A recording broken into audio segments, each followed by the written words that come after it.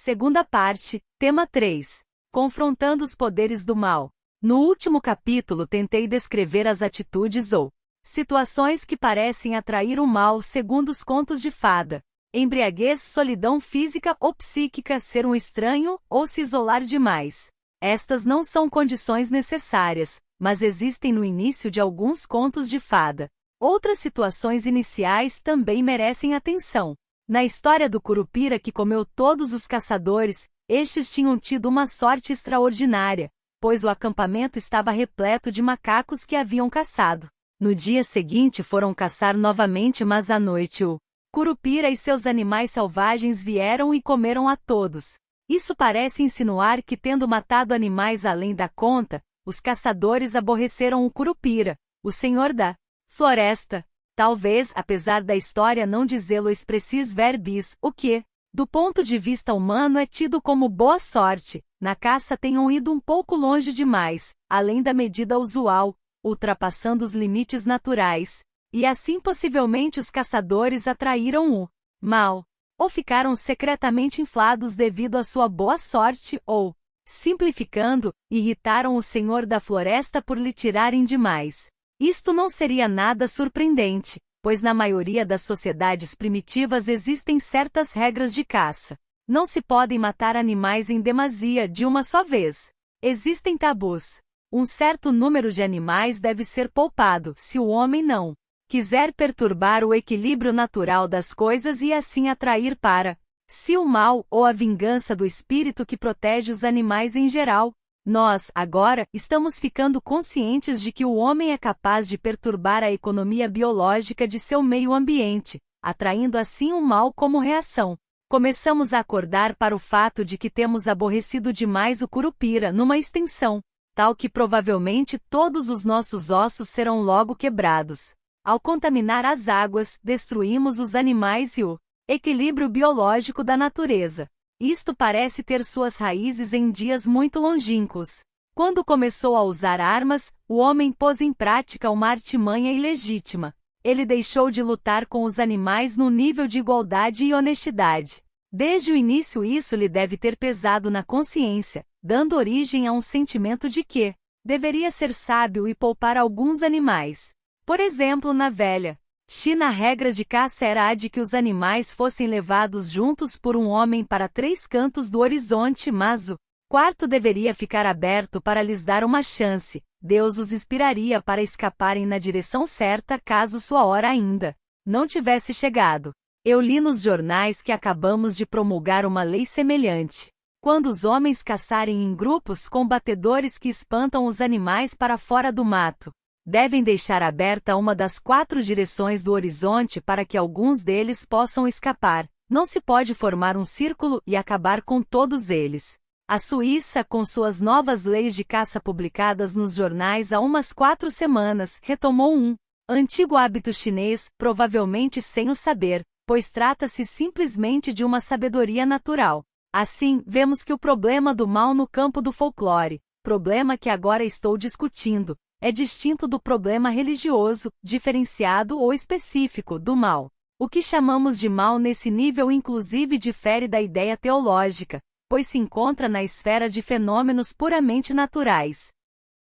Isto é tremendamente importante em psicologia, pois acho que não sou otimista se disser que em 90% dos casos em que uma pessoa tem que lidar com o mal, ela se confrontará com esse mal natural no nível psicológico. E só muito raramente com o fenômeno mais absoluto e profundo do mal. 80 ou 85% dos fenômenos são apenas o Curupira, a Dona Trude e criaturas semelhantes que ainda existem em nossa natureza psicológica. É por essa razão que os contos de fadas são tão importantes. Neles encontramos regras de comportamento de como lidar com essas coisas. Muito frequentemente não se trata de um assunto ético muito claro, mas de como se encontrar um caminho de sabedoria natural. Isso não quer dizer que às vezes esses poderes não sejam extremamente perigosos. Eu gostaria de entrar em ilustrações mais específicas, mostrando de que forma os seres humanos confrontam esses poderes. Vimos que não infringir tabus e observar as regras da tribo parece ser uma das formas mais usuais de tentar evitar o mal. Mas para detalhes mais específicos gostaria de lhes apresentar um conto de fada russo chamado A Bela Vassilissa. É um paralelo mais elaborado da história da Dona Trude, exceto pelo fato de que aqui a menina não é devorada mas encontra uma saída para o problema. Era uma vez um reino muito distante onde viviam um mercador e sua mulher. Eles tinham apenas uma filha chamada Bela Vassilissa. A palavra Vassilissa quer dizer rainha, mas é somente um nome comum. Quando a menina estava com 8 anos, a esposa do mercador chamou a filha dizendo que ela, sua mãe, logo morreria mas que lhe deixaria sua bênção maternal e uma boneca. Vassilissa deveria sempre guardar a boneca junto a si, sem mostrá-la a ninguém. Se estivesse em dificuldades, deveria aconselhar-se com a boneca. Tendo dito isto, a esposa do mercador morreu. Posteriormente o mercador casou-se com uma viúva que tinha 2 filhas, mais ou menos da idade de Vassilissa. Aos poucos a madrasta foi ficando hostil a Vassilissa, mas sempre sua boneca a confortava. Um dia o mercador teve que sair do país por muito tempo. Durante sua ausência a madrasta mudou-se com suas 3 filhas para outra casa, perto da floresta. Numa clareira dessa floresta ficava a casa de Baba Yaga, a grande bruxa dos contos de fada russos. A ninguém era permitido aproximar-se dela, e qualquer um que caísse em suas mãos era comido como se fosse uma galinha. A situação convinha à madrasta, pois ela tinha esperanças de que um dia Vassilissa cruzasse o caminho de Baba Yaga. Uma noite a madrasta deu 3 velas às filhas, ordenou-lhes que bordassem, tricotassem e fiassem e foi dormir. Com o passar das horas as velas queimaram. Uma das meninas pegou sua agulha de tricô para limpar os pavios mas propositadamente acabou fazendo com que a vela se apagasse. Aí ela disse que não se importava, pois podia fazer o seu bordado sem luz. A outra disse que podia tricotar sem luz, mas as 2 meninas disseram a Vassilissa, deve ir à casa de Baba Yaga arrumar fogo para que a gente possa ter luz novamente e a empurraram para fora. A menina foi até seu quarto e perguntou à boneca o que deveria fazer. A boneca lhe disse para não ter medo e ir aonde as outras a tinham mandado, levando-a consigo pois a ajudaria. Vassilissa andou durante toda a noite. Aí encontrou um cavaleiro vestido de branco, montado num lindo cavalo coberto de branco e no momento em que ele passou por ela, o dia nasceu. Pouco depois encontrou um segundo cavaleiro vestido de vermelho, montado num cavalo coberto de vermelho e nesse momento o sol surgiu. Tendo já andado toda a noite, Vassilissa andou durante todo o dia seguinte. À tarde chegou à clareira onde ficava a casa de Baba Yaga. A casa era rodeada por uma cerca feita de ossos humanos intercalados de caveiras. As trancas das portas eram feitas de braços de esqueletos e a fechadura de dentes de caveira. Vassilissa estava apavorada, quase desmaiando e como que pregada no chão, quando, de repente, um cavaleiro negro, num cavalo também negro, passou, galopando e a noite caiu. Mas a escuridão não durou muito, pois logo os olhos das caveiras na cerca começaram a brilhar, e a clareira ficou tão iluminada como se fosse dia. Vassilissa tremia de medo mas logo ouviu um zunido estranho. As árvores começaram a farfalhar e Baba Yaga surgiu da floresta. Ela vinha sentada dentro de um almofariz. Com uma vassoura apagava suas pegadas. Quando chegou à porta, cheirou o ar e disse, sinto o cheiro de russos. Quem está aí? Vassilissa foi ao seu encontro e curvando-se disse, sou eu, vovó, minhas irmãs de criação me mandaram aqui para lhe pedir fogo. Bom, respondeu Baba Yaga, eu as conheço. Fique um pouco comigo e depois você terá o fogo. Daí ela pronunciou umas palavras mágicas. A porta se abriu, Baba Yaga entrou no pátio e depois a porta se fechou atrás delas. Ela então mandou a menina acender o fogo e lhe trazer comida.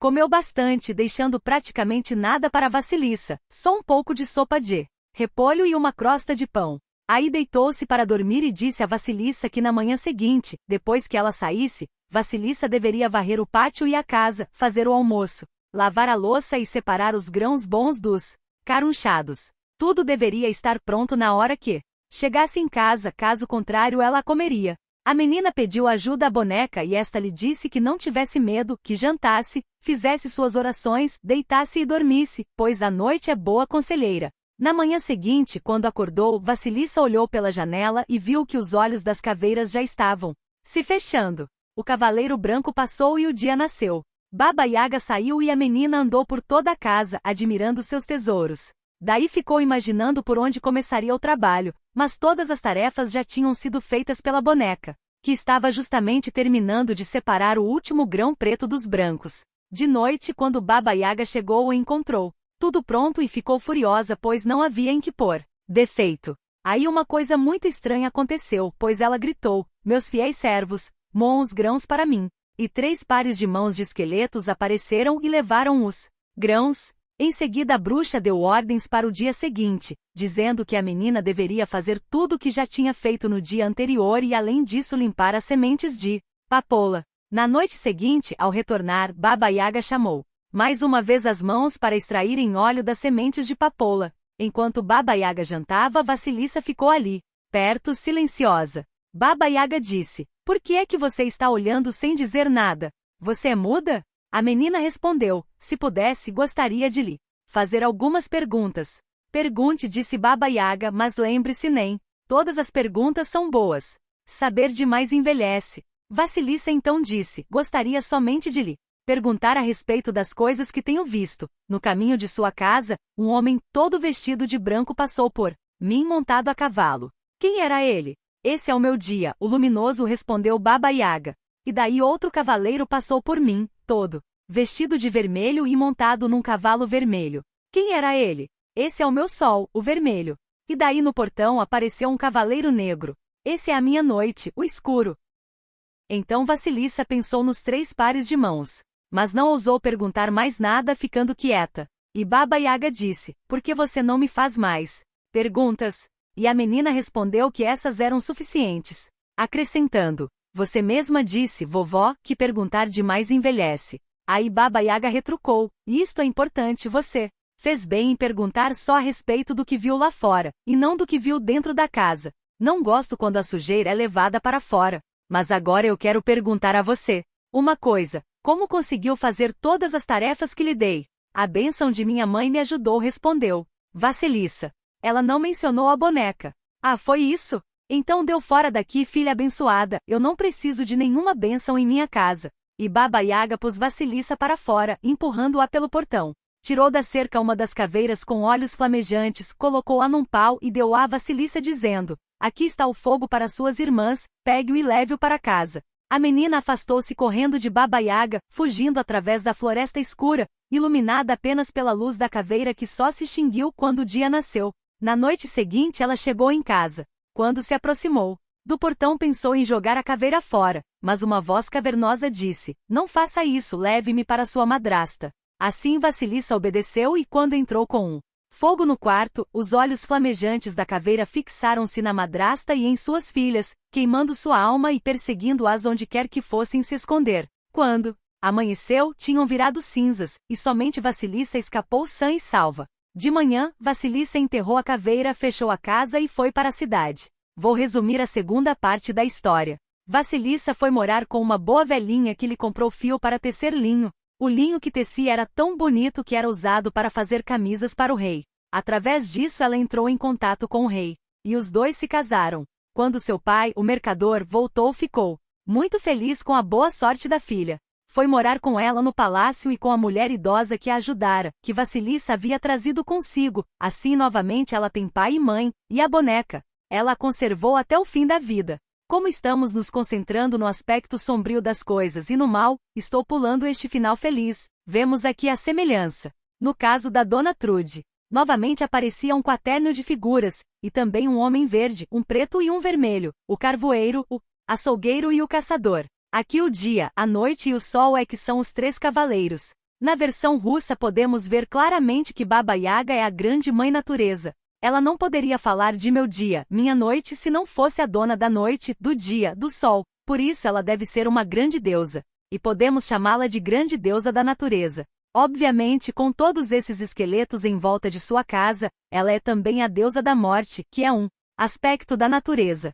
Podemos lembrar, por exemplo, que a deusa germânica do inferno é Ei, de onde vem a palavra inglesa Hell. Ela mora numa câmara subterrânea cujas paredes são feitas de vermes e de ossos humanos. Assim, ela é a deusa do dia e da noite, da vida e da morte, e o grande princípio da natureza. Ela é também uma bruxa e por isso tem uma vassoura, como nossas bruxas que montam num cabo de vassoura. Anda num pilão, o que a torna parecida com uma grande deusa pagando cereais, tal como Deméter na Grécia, que é a deusa do trigo e também do mistério da morte. Os mortos na antiguidade grega eram chamados Demetreioi, aqueles que tinham caído sob o poder de Deméter, como grão caindo na terra. Supunha-se que morte e ressurreição eram um símile do que acontece ao homem depois da morte. Assim essas mãos de esqueleto, que pegavam os grãos e as sementes de papoula, tinham algo a ver com o mistério da morte. Falaremos sobre isso mais adiante. Aqui também vemos uma grande diferença com relação à história da Dona Trude. A menina entra na casa da Dona Trude por absoluta curiosidade, por ousadia infantil, como denominei, e vira um pedaço de pau que é queimado pela grande bruxa. Mas esta menina jamais teria ousado entrar por simples ousadia infantil no domínio da grande bruxa. Vassilissa foi levada até lá por maldade da madrasta e de suas filhas. A menina no conto da Dona Trude não tinha proteção mágica e nem se preocupou com isso. Com sua ousadia infantil, nem mesmo pensou em algo desse tipo. Vassilissa, porém, leva consigo a bênção de sua mãe e a boneca mágica. Vê-se, portanto, que realmente a grande batalha entre a vida e a morte, o bem e o mal, a menina e a bruxa da grande natureza, torna-se uma competição mágica secreta. Trata-se de saber quem possui poderes mágicos mais fortes, a menina ou a grande bruxa,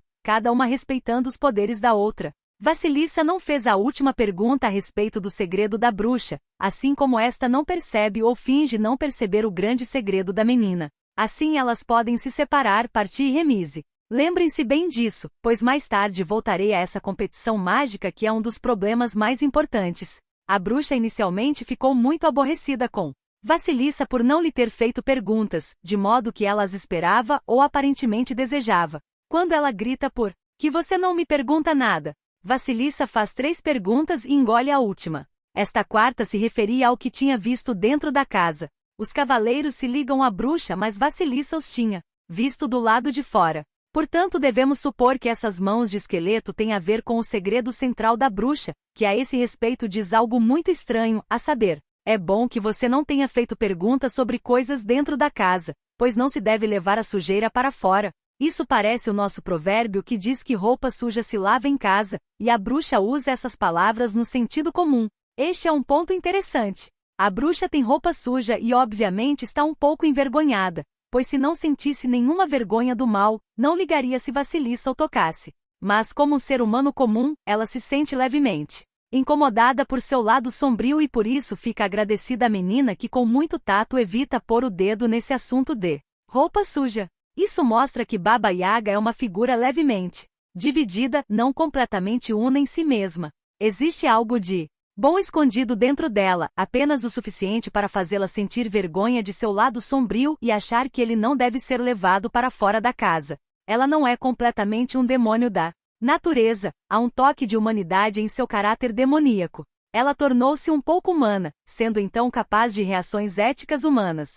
É exatamente aí que a menina não devia pôr o dedo, pois se tocasse nesse ponto cego da Baba Yaga, esta teria urrado de raiva devorando-a em seu furor. Coisa semelhante pode acontecer a um analista que ouse mencionar o lado sombrio do analisando. Um ou outro frequentemente são engolidos por uma violenta emoção. Naturalmente podemos às vezes ousar tais coisas com um semelhante, mas com uma deusa se ousar tocar seu lado sombrio, você provavelmente desaparecerá da superfície da Terra. Podemos concluir a partir dessa história que Baba Yaga não é totalmente má, ela é ambígua, é luminosa e sombria, boa e má, embora aqui o aspecto do mal seja enfatizado. Este tema, de que não se deve tocar no lado sombrio da divindade, seja um deus ou uma deusa, é muito difundido no folclore.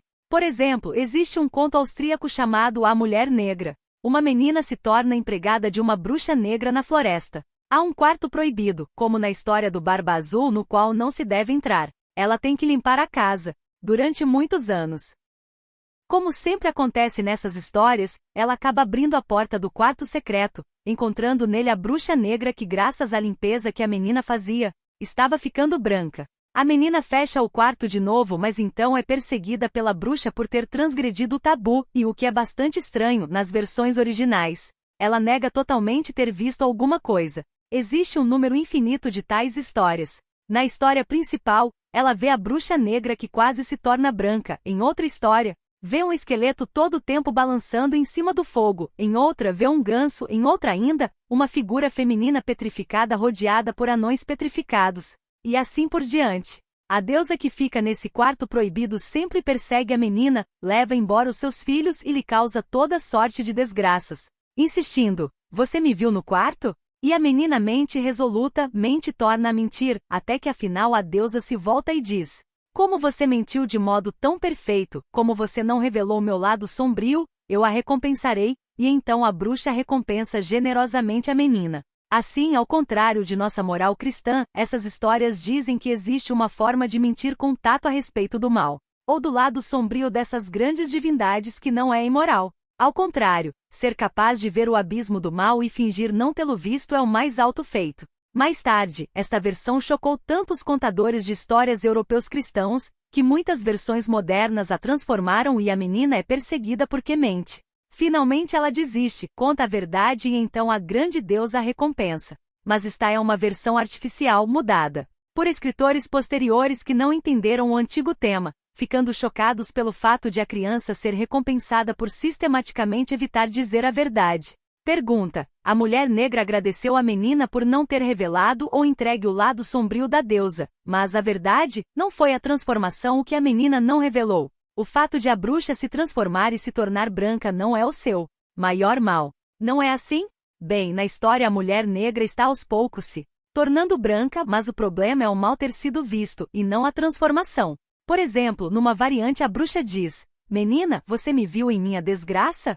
E a criança diz: não, eu não vi nada. Esse é o mesmo tema. A bruxa tem vergonha de sua escuridão, ou de sua desgraça, ou de ter empacado na imundície e na miséria do mistério do mal e da morte, e não quer que a criança o mencione ou traga à tona. Pergunta: e como fica a questão das sementes levadas pelas mãos dos esqueletos? Nesta história este seria o terrível segredo, o segredo intocável.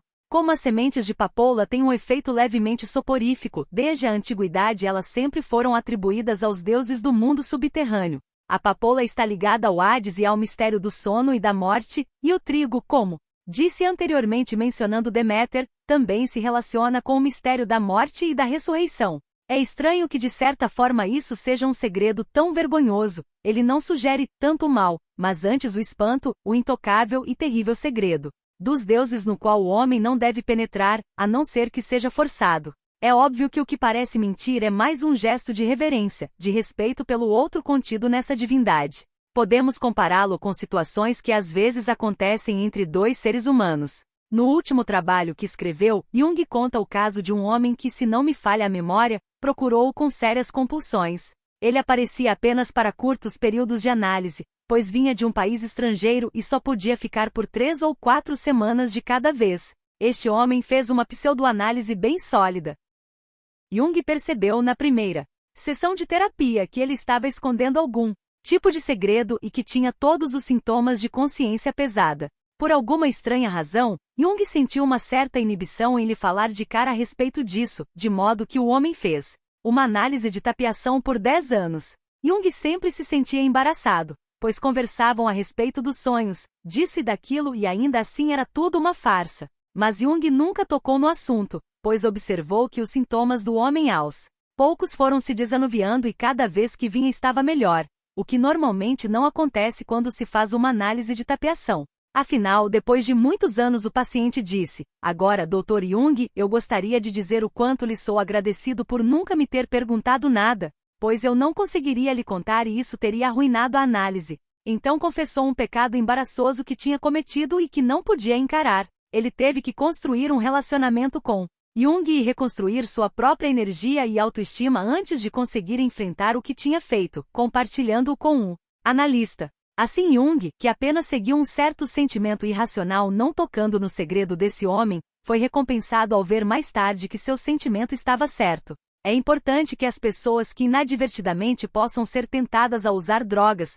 para obter uma confissão, saibam disso. Observação: eu vejo aqui um paralelo perfeito com a história de Apuleio, Amor e Psiche, na qual duas irmãs mais empurram Psiche e ela vê o grande segredo. Mas a proteção mágica existe e lá está. Aí ela traz do inferno uma caixa que contém um unguento para a beleza de Afrodite, caindo imediatamente no sono. Eu acho impressionante este paralelo. Talvez a senhora possa me corrigir se eu estiver enganado. Você está absolutamente certo. É um paralelo, embora certamente existam outras nuances. Mas o paralelo é que ela não deve penetrar no segredo, e se isso acontece, ela cai num sono eterno parecido com a morte. Este é um paralelo exato. As irmãs de criação instigando-a são um outro paralelo. Geralmente os deuses dos infernos são os deuses do grande mistério. Em todos os sistemas religiosos existe o grande segredo, e encontramos sempre esse paralelo de não se abrir o quarto proibido, de não se olhar, às vezes com a exceção de precisar fazê-lo.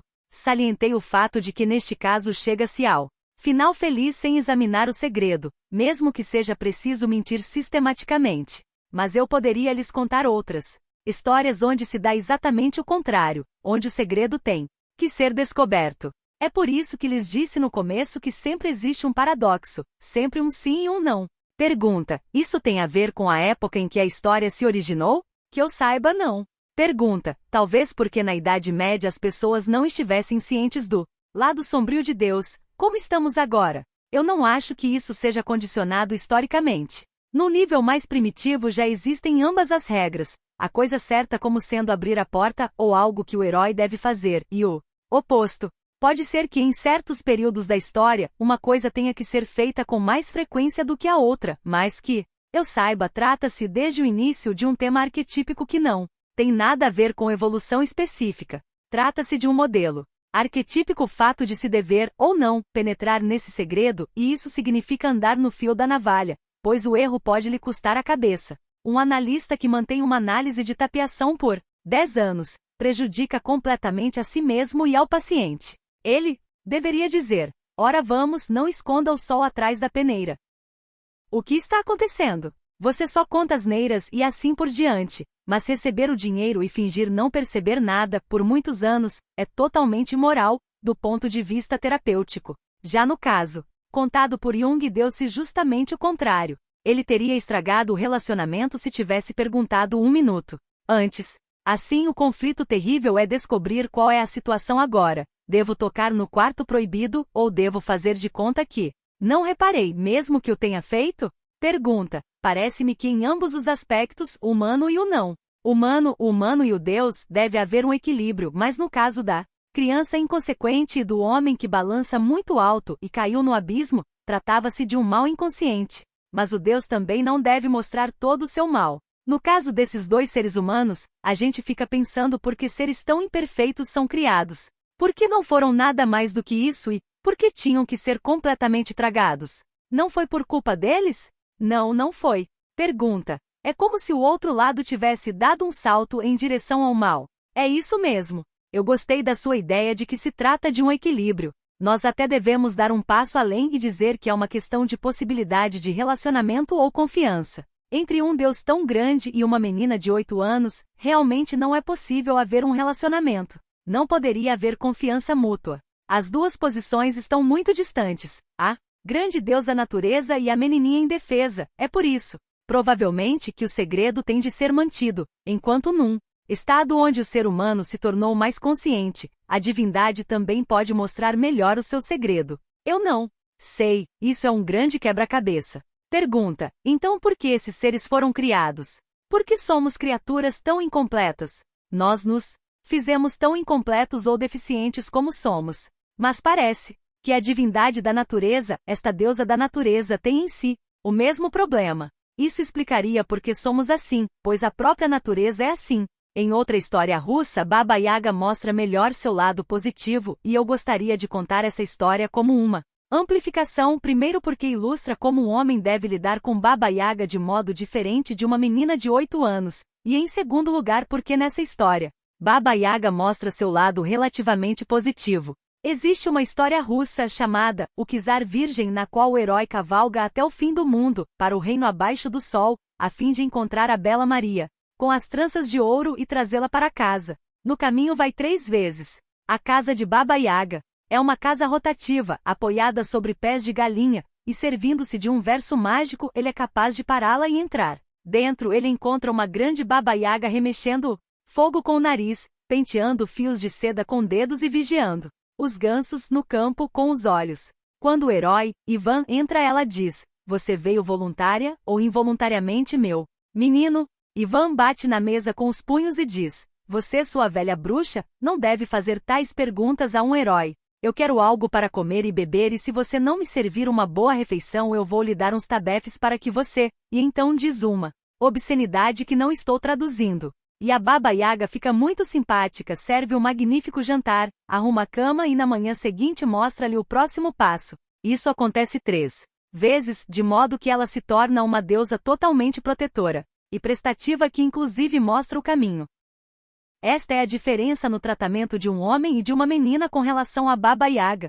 Ivan é um homem adulto, enquanto a menina é uma jovem criatura completa, mente indefesa. E a história também mostra que a Baba Yaga não é má de jeito nenhum, é apenas simples natureza. Se você souber como lidar com ela, não há problema algum. Depende de você, do aspecto dela que você experimenta, e aqui temos a primeira indicação de que de algum modo, o problema do mal tem a ver com o homem, de que o mal não é algo existente apenas na natureza, como nas histórias que lhes apresentei no início. Aqui começamos a tocar o problema no nível mais elevado, no qual o homem começa a se dar conta de que o mal não é apenas um fenômeno da natureza, mas depende de sua atitude e de seu comportamento. Baba Yaga se dirige a Ivan como meu menino. Ele é um jovem adulto e assim vemos o que faz a grande mãe. Ela tenta reduzi-lo a uma impotência infantil. Embora soe bem a pergunta, você veio aqui voluntária ou involuntariamente, meu menino?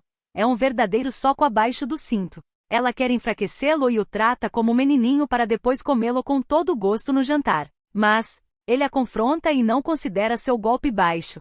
Ele responde e assim ela se torna amável. Nessas duas histórias russas, a bela Vassilissa e o czar virgem, existe uma grande sutileza. É numa pequena conversa, em poucas frases da história, que todo o problema do bem e do mal é decidido. Isso significa andar no fio da navalha, ser capaz de dizer a coisa certa ou ter a reação certa no momento crucial, pois isso altera todo o problema. Gostaria de me deter brevemente em mais um pequeno tema da história, o da caveira flamejante que Vassilissa leva para casa, fazendo a madrasta e as filhas morrerem queimadas. Esses olhos flamejantes que as perseguem onde quer que estejam, têm sido amplificados na mitologia e geralmente estão associados a uma consciência pesada. Segundo certas tradições judaicas do Midrashim, depois do assassinato de Abel, o olho de Deus segue Caim pelo mundo todo e ele não consegue escapar. Há também um belo poema de Victor Hugo no qual Caim, depois de matar Abel, foge para a floresta e procura esconder-se, mas é sempre seguido pelo olho de Deus, finalmente faz uma cova e se enterra vivo, fechando o próprio túmulo com uma pedra, mas no escuro um toque patético típico de Victor Hugo, o olho de Deus ainda estava olhando para ele. Aí vemos o mesmo tema do olho perseguindo as más ações, absoluta e inexoravelmente. Dessa forma o olho representa o fenômeno original de uma consciência pesada com seus efeitos aterradores. Como mencionei antes, em seu artigo intitulado A Consciência, Jung salienta que o fenômeno original da consciência é uma experiência imediata da voz de Deus dentro da pessoa ou uma manifestação do self dentro da psique, se quisermos pôr em linguagem psicológica. Aqui existe este fenômeno imediato. A madrasta e suas filhas são destruídas não pela menina, mas pelo fenômeno do mal, a consciência pesada. Seu próprio mal, por assim dizer, de forma imediata. Há outro item que pode passar despercebido se o texto não for observado cuidadosamente, depois que a caveira de olhos flamejantes destrói a madrasta e as filhas, Vassilissa enterra aí. Vai embora. Não fica com ela, nem a conserva para queimar outros inimigos mais tarde. A menina poderia ter dito, bem, isto é muito útil, eu a guardarei na gaveta do meu quarto e se alguém me amolar posso usá-la de novo. Mas ela desiste da caveira, não conserva seu poder. Um poder mágico de vingança foi colocado nas suas mãos por uma bruxa e a vingança se verifica. Embora Vassilissa não tivesse essa intenção, a coisa simplesmente acontece. Ela não sabia que a caveira queimaria sua madrasta e as filhas desta, mas depois enterra-a e abandona o problema. Ela se desliga dele completamente. Aqui voltamos a outra regra de sabedoria que encontramos nos contos de fada. Tudo que é mal tende a produzir uma reação em cadeia, seja suicídio, vingança ou pagar o mal com o mal. A reação emocional em cadeia tende a prosseguir de alguma forma e por isso é mais sábio interrompê-la. Quando o momento certo chega, a pessoa tem que superar a reação em cadeia, queimá-la, abandoná-la, desligar dela sua própria personalidade integral e abrir mão do poder. Seria muito humano dizer, bem feito, eles bem que mereciam, mas aí a própria Vassilissa seria apanhada pelo objeto mal que tinha utilizado, o remédio mal, usando uma linguagem africana. Mas não se fala de triunfo algum. A menina enterra a caveira e vai embora imediatamente. Isso é uma coisa muito difícil de se fazer, pois quem aprendeu a não se deixar aprisionar pelo mal, sabe que o mal dá o troco que golpeia de volta à pessoa que o produziu, o que é de suprema importância. Não é triunfar ou pensar, é assim que devo fazer, rebatê-lo contra o outro, mas desligar-se e sair dele no momento certo. É uma regra tão imperativa hoje como na Idade da Pedra. Gostaria de amplificar a respeito daquelas mãos que levam o trigo e as sementes de papoula. O terrível segredo do lado escondido frequentemente está associado com a morte. Nessa forma primitiva, o esqueleto representa a morte. Eu lhes contei outra história, na qual a menina abre a porta do quarto proibido e encontra um esqueleto balançando. Os primitivos associam a morte com o mal, e existem tribos indígenas na América do Sul e do Norte que jamais tocariam no morto. O moribundo é colocado em outra toca ou cabana e assim que morre, a cabana é fechada ou tapada com uma parede, ou queimada, e as pessoas mantêm-se à distância. O fenômeno da morte e os cadáveres provocam um tremendo e genuíno medo primitivo. Não se sabe se é o medo do mal ou da morte, é a mesma coisa. Na mitologia egípcia e em alguns contos africanos, a morte é personificada como um inimigo que mata no final da vida. Nós ainda temos isso na palavra agonia, agon em grego, que significa batalha. Hoje em dia esse fato é racionalizado na ideia de que o moribundo luta pela vida para respirar, mas originalmente a batalha era com o inimigo invisível, a morte. Rostand reproduz a mesma concepção em sua peça Cyrano de Bergerac, na qual o último inimigo com quem Cyrano tem que lutar é a morte. Até a natureza inventar o homem, praticamente nenhuma criatura de sangue quente morria de velhice. Na natureza, quando as forças físicas decaem, uma criatura é devorada ou morre de fome, frio ou de sede, se num deserto. Assim, apesar da civilização atual, nosso padrão de comportamento, nosso ajustamento instintivo à morte ainda funciona na forma antiga, representando a morte como a última coisa que corta a nossa garganta e nos consome, tal como no passado. Em seu livro sobre a vida dos bosquimanos de Kalahari, Laurens van der Poel descreve como os velhos correm no deserto, com suas tribos até onde lhes permitirem suas forças. Quando não aguentam mais, os membros da tribo lhes fornecem água e comida por 3 ou 4 dias, despedem-se e os deixam, e eles se sentam tranquilamente esperando a morte. É claro que 85% das vezes eles são comidos por animais selvagens da região. Esta é a morte em condições naturais. A morte prolongada por drogas, a que nos submetemos agora nos hospitais, não existia e ainda não estamos adaptados a ela. Se pensarmos nessas condições naturais originais, perceberemos como a morte, ser vencido pelo mal, ou pelo inimigo, ou ser devorado são coisas interconexas.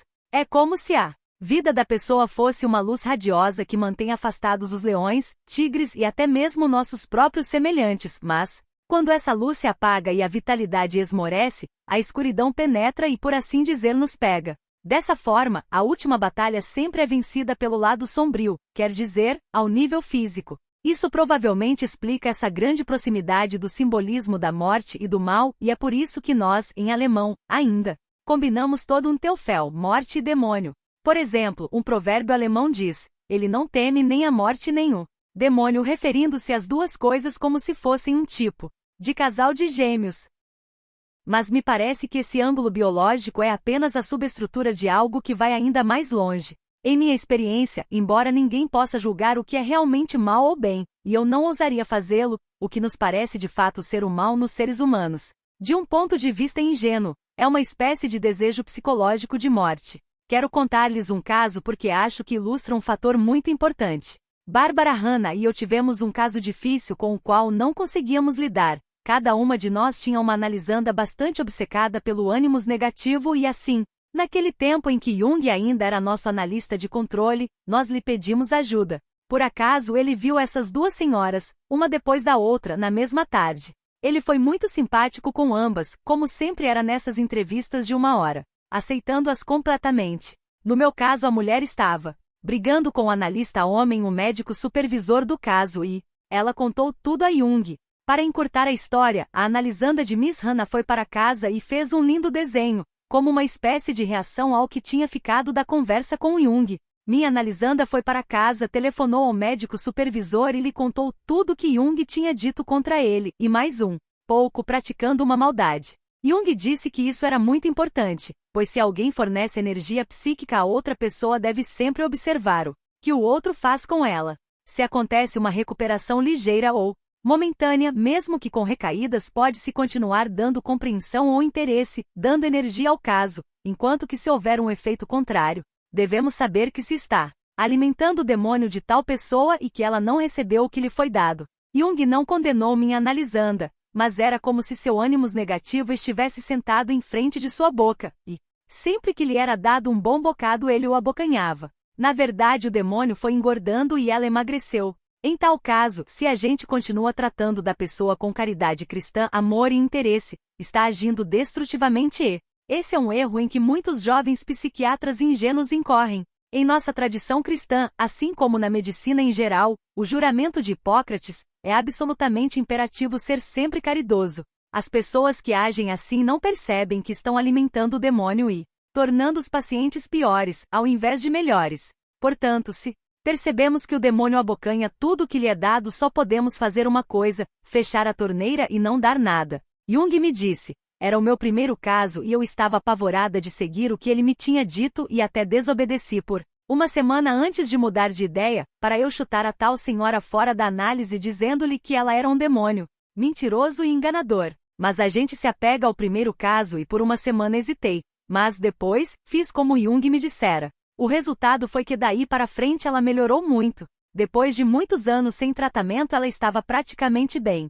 O chute em seu traseiro deu certo e depois de 8 anos até recebi uma carta de agradecimento. Neste caso, não se tratava apenas de seu demônio estar devorando tudo o que lhe era dado, de como não deixá-la receber nada, nem sentimento humano nem alimento psicológico. Era muito pior, pois via-se que o ânimos estava sempre trabalhando contra a vida. Ao obter energia vital de Jung, ela procurava machucar o outro médico fazendo maldades com o que Jung supostamente dissera contra ele.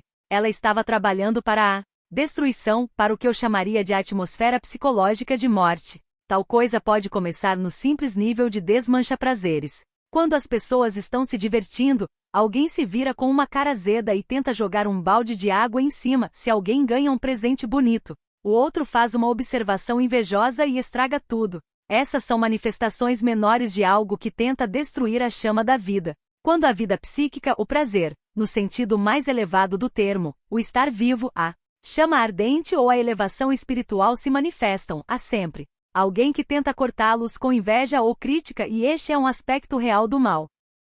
Se percebo esse tipo de desejo demoníaco que destrói a vida psicológica, eu tapo os ouvidos. Assim, de certa forma, o mal é um esqueleto. É aquele espírito sem vida e sem amor que sempre foi associado à essência do mal. É a destruição pela destruição que até certo ponto todo mundo possui em si. Mas algumas pessoas são completamente possuídas pelo mal, como esta mulher. É melhor simplesmente deixar morrer de fome esse demônio da morte. Devolve-se à pessoa o que ela é, o que ela ou ele faz. Não se dá vida. Aperta-se a mão de esqueleto com uma mão de esqueleto. Não se dá sangue, nem calor, nem vida, e isso faz com que o esqueleto retorne para o lugar de onde veio. Antes de prosseguirmos, gostaria de ressaltar novamente que o lidar com o mal nos contos de fada e no material folclórico, o conflito ético é tratado com um tipo de sabedoria natural mais do que com uma visão religiosa do problema do bem e do mal. Isso é muito diferente da tradição judaico-cristã, que por mais de 2000 anos tem aguçado nossa consciência para uma visão muito mais contundente do mal, tentando estabelecer regras absolutas de comportamento. Eu acho que isso é bom quando usado como instrumento para a aquisição de uma consciência mais elevada e mais sutil do problema do bem e do mal. Mas aplicado a outras pessoas, isso produz o efeito que descrevi anteriormente. O mal se entranha mais e mais nos outros, causando reações em cadeia de vingança e punição, provocando remorso e incutindo a ideia de que devem ter uma consciência pesada, até que realmente se voltam para o mal por causa dessa má consciência reprimida. Todos esses efeitos abomináveis fizeram de nós um bando das mais desagradáveis e irrequietas criaturas do planeta. Na minha opinião, isso está diretamente ligado a uma ética mais elevada que usamos de forma errada, isto é, aplicada a outras pessoas ao invés de a aplicarmos simplesmente a nós mesmos. A sabedoria natural tem essa desvantagem. Se a usamos demais em nós mesmos, ela cria uma certa atitude ética relativista de chamar o branco um pouco de preto e o preto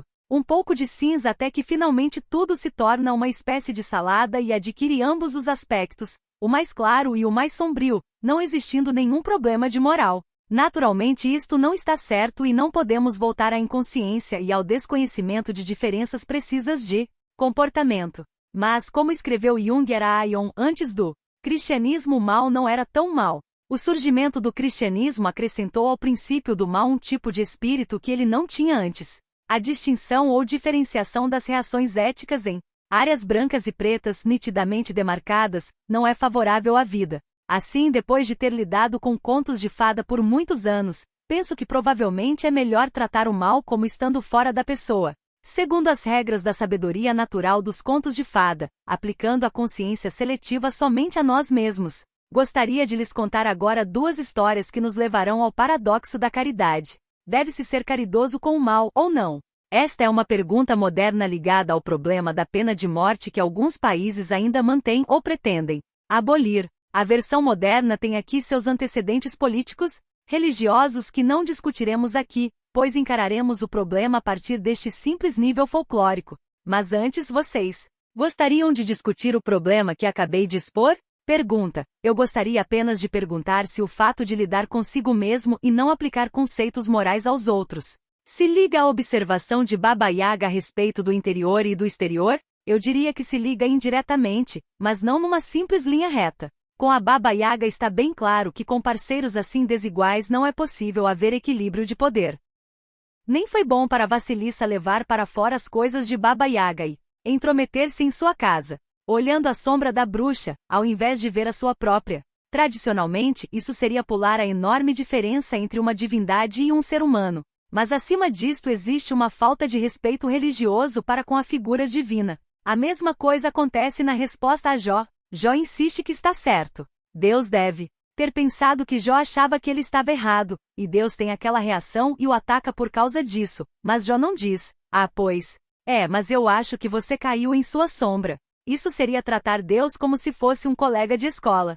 Jó responde, colocarei a mão sobre minha boca, ele faz um gesto de reverência. Não é tarefa do homem esfregar o nariz de Deus em sua sombra por, assim dizer. Isso significaria tamanha inflação e tamanha falta de atenção às realidades psíquicas que mereceria decapitação imediata. Aí Jó diz, eu sei que tenho um advogado no céu. Eu sei que quem me apoia está no céu, referindo-se ao próprio Deus. Isto seria o mesmo que dizer peitosamente, isto é entre Deus e ele mesmo. E então Deus muda, porque Jó não lhe jogou de volta a sua sombra, nem tocou nela. Esta é uma situação específica e muito complicada, mas se tomarmos a situação de 2 seres humanos, então, de certa forma, se você não apontar a uma pessoa a escuridão presente nela, você não lhe tira a chance de descobri-la por si mesma. Se disser que ela fez tal coisa que revela a sombra, então você se coloca acima da pessoa. Mas se não disser nada, a pessoa pode ir para casa e descobrir por si mesma. Se a relação afetiva não está bem estabelecida e existe incerteza, e o outro tem medo de que você seja forte demais para ele, então é melhor que você desista. Porque daí o outro terá a honra de descobrir por si, o que estabiliza o prestígio dele. Assim, não apontar a sombra às vezes significa respeitar a integridade da personalidade da outra pessoa. Você a respeita como um ser ético, capaz de descobrir por si mesmo. Mas desde que tenha um bom relacionamento não é preciso mais tais complicações. Então desse dizer, agora você estava no ânimos, não existindo problema de prestígio entre ambos. Entre amigos você pode dizer, ora, venha cá, não seja tão tonto, e o outro não achará que isso signifique uma perda de prestígio, pois um respeita o outro. Assim eu diria que isso depende muito do relacionamento. Desde que o outro esteja de algum modo inseguro de perder sua autoestima, é melhor deixar sua sombra em paz. Observação. Eu acho que Jó foi um pouco mais longe, pois, após o Senhor enumerar seus poderes, Jó diz, sei que podes fazer tudo isso. Uma vez eu falei, e não falarei mais. Acho que ele levanta a cabeça um pouco mais. Eu acho que você pode interpretar a coisa mais simplesmente dizendo, sim, eu sei que você tem todo esse poder, e justamente por isso, por ser tão maior do que eu, seria inadequado a uma pulga dizer ao universo que tudo está errado. Segundo meu modo de entender, não é como acontece frequentemente no dia a dia quando se diz, eu sei, e nas entrelinhas está claro pela nossa expressão que achamos que o outro está errado, mas nada dizemos. Eu sempre entendi isso de maneira diferente. Penso que Jó era bastante respeitoso. Ele realmente se achava uma pulga que não poderia censurar Deus. Isso seria assumir uma posição de humildade, não se sentindo capaz de censurar Deus. Mas naturalmente você tem um outro matiz de compreensão. A coisa pode ser encarada das 2 formas. Eu não Posso provar o meu ponto de vista. Pergunta. Eu gostaria de me referir à conversa entre Vassilissa e Baba Yaga, quando no fim a bruxa lhe dá a caveira flamejante. Isto aconteceu porque Vassilissa teve tato ou porque Baba Yaga respeitava a bênção da mãe da menina? Não. Ela odiava aquela bênção. Vou reler o trecho. Baba Yaga diz: agora eu quero perguntar a você uma coisa. Como conseguiu fazer todas as tarefas que lhe dei? Nós sabemos que foi a boneca quem fez, mas Vassilissa guarda seu segredo tão bem quanto a bruxa e diz: a bênção de minha mãe me ajudou. Ela não conta a história inteira, mas apenas metade. Ela obteve a bênção da mãe, e mais a boneca, e menciona apenas a primeira. Pergunta, mas ela também lhe dá uma bênção, não dá? Ela lhe dá a caveira. Ela põe Vassilissa para fora do quarto e do portão e daí tira da cerca uma caveira de olhos flamejantes, coloca-a num pedaço de pau e a entrega a Vassilissa, dizendo: aqui está o fogo para suas irmãs, pegue-o e leve-o para casa. Vassilissa tinha ido lá arrumar fogo, ou as irmãs a mandaram fazer isso, portanto a bruxa lhe deu exatamente o que as irmãs queriam. Podemos dizer que ela é a função de transmissão do mal para as irmãs mas não parece ser uma vingança. Elas tiveram o que queriam. Observação. Elas não apreciariam a luz, não é? Originalmente elas não a obteriam. De modo que no fim ganharam um outro tipo de luz, o tipo de luz de que não gostavam. Isso mesmo. Elas ganharam um outro tipo de luz, a luz de que absolutamente não gostavam. Se coloco isso em linguagem psicológica, elas se recusaram a se tornar conscientes, e a consciência não realizada torna-se um fogo abrasador em suas cabeças. É por isso que, como diz Jung, não se tornar consciente quando se tem a possibilidade de fazê-lo, é o pior pecado. Se não existe dentro nenhum germe de consciência possível, se Deus fez a pessoa inconsciente e ela apenas permanece assim, aí não tem importância. Mas se alguém não vive sua possibilidade interior, se torna destrutiva. É por isso que Jung também diz que igualmente uma das forças destrutivas mais cruéis, psicologicamente falando, é o poder criativo não usado. Este é outro aspecto. Se alguém possui um dom criativo e por preguiça ou alguma outra razão não o utiliza, essa energia psíquica vira puro veneno. É por esse motivo que frequentemente diagnosticamos neuroses e doenças psicóticas como possibilidades mais elevadas não vividas. A neurose costuma ser um mais e não um menos, só que um mais não vivido, uma possibilidade de se tornar mais consciente ou mais criativo, que não se realiza por alguma desculpa esfarrapada. A recusa de um desenvolvimento mais elevado ou a uma consciência maior é, a nosso ver, uma das coisas mais destrutivas que existem. Entre outras coisas, isso faz com que automaticamente estas pessoas procurem puxar para trás todas aquelas que tentam se desenvolver. Quem tem criatividade não vivida tenta destruir a criatividade alheia. A pessoa com possibilidades não vividas de consciência tenta confundir ou tornar incerto o esforço de outrem nesse sentido. É por isso que Jung diz que se o paciente vai mais longe que o analista, o que acontece muitas vezes, ele deve deixá-lo, porque este provavelmente tentará puxar o paciente para seu antigo nível. O desejo de prevenir que outras pessoas se tornem conscientes porque alguém não quer despertar a si mesmo é realmente destrutivo. Eu vi isso na mãe de uma amiga minha. Ela destruía minha amiga e seu irmão, na maior ingenuidade. Era uma mãe devoradora que nunca tinha ouvido falar em psicologia. Era uma mulher grande, gorda, amigável e extrovertida. Todavia tomava conta de tudo para eles até que ficaram inertes. Eles não conseguiam mexer um dedo sem a sua benevolente interferência. Destruiu-os a ambos sem o menor sinal de consciência pesada. Ela era venturosamente feliz. A única coisa que a preocupava é que sua filha não se casava e seu filho estava constantemente doente e visivelmente neurótico, mas achava que isto apenas era um destino ingrato. Tinha feito tudo o que podia pelos filhos, mas eles carregavam esse horrível destino que os tornava infelizes. Fiquei pensando porque ela não tinha uma consciência pesada e perguntei a Jung. Ele disse que isso podia acontecer, mas que se porventura ela lesse um panfleto sobre psicologia ou sobre mães causando tais coisas a seus filhos, ela não seria mais capaz de ter esse comportamento despreocupado. E isso aconteceu. Eu não fiz essa jogada, pois não interfiro na vida dos outros, mas uma outra pessoa benevolente interferiu e deu algo sobre psicologia para essa mãe ler. Depois disso ela se tornou mais destrutiva, pois não desistiria de aniquilar seus filhos, mas daí para frente o fazia com a consciência pesada. Assim vemos que ter a possibilidade de se tornar consciente e não fazê-lo é a pior coisa possível. Você tem toda a razão a respeito desse assunto sobre a luz. As irmãs não queriam a luz certa e a apagaram. Elas queriam a luz diabólica e a obtiveram direitinho. Nos contos de fada há sutilezas que não se esperam.